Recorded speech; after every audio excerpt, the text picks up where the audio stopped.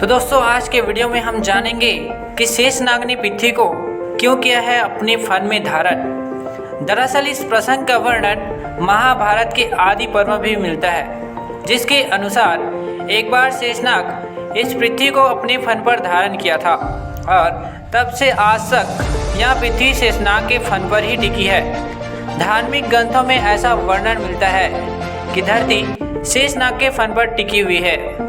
आपने भी कई बार लोगों को यह कहते सुना होगा कि धरती शेषनाग के फन पर ही टिकी हुई है।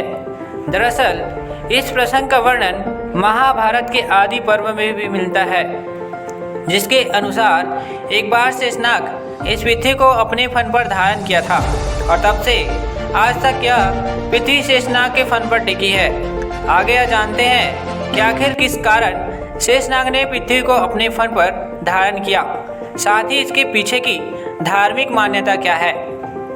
शेषनाग द्वारा पृथ्वी को अपने फन पर धारण करने का वर्णन महाभारत के आदि पर्व में मिलता है।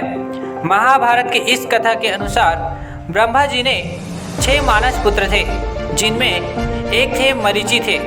उनका एक पुत्र था जिसका नाम था प्रजापति।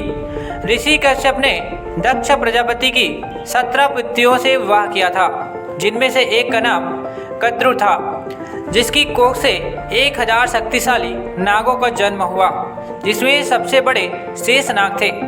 कथा में आगे वर्णन आता है कि महर्षि कश्यप की एक और पत्नी थी, जिसका नाम विंता था।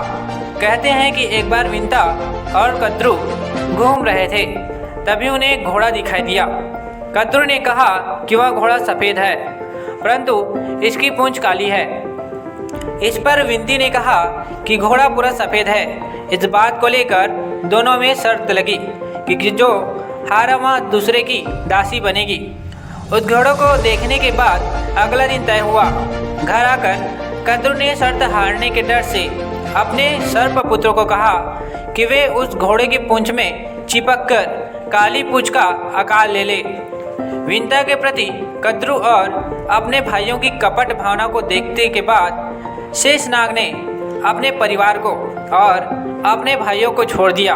फिर हिमालय और गंधमालन के पर्वत पर तपस्या के लिए चले गए। वे सिर्फ हवा के सहारे जीवन यापन करने लगे और अपनी इंद्रियों पर काबू पाने के लिए ध्यान करने लगे।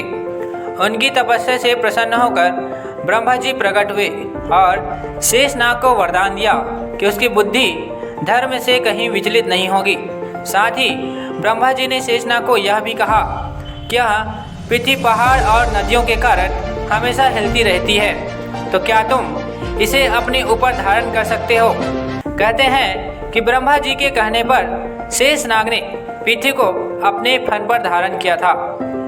तो दोस्तों ये था रहस्य शेषनाग ने पृथ्वी को अपने फन पर जो धारण किया था। तो उम्मीद है ये इंटरेस्टिंग रहस्य आपको पसंद आई होगी, और पसंद आई होगी तो हमारे YouTube चैनल इन्फॉर्मेशन जोन को जरूर सब्सक्राइब कीजिए और ज़्यादा से ज़्यादा दोस्तों तक शेयर कीजिए और नीचे में कमेंट करना ना भूलिएगा।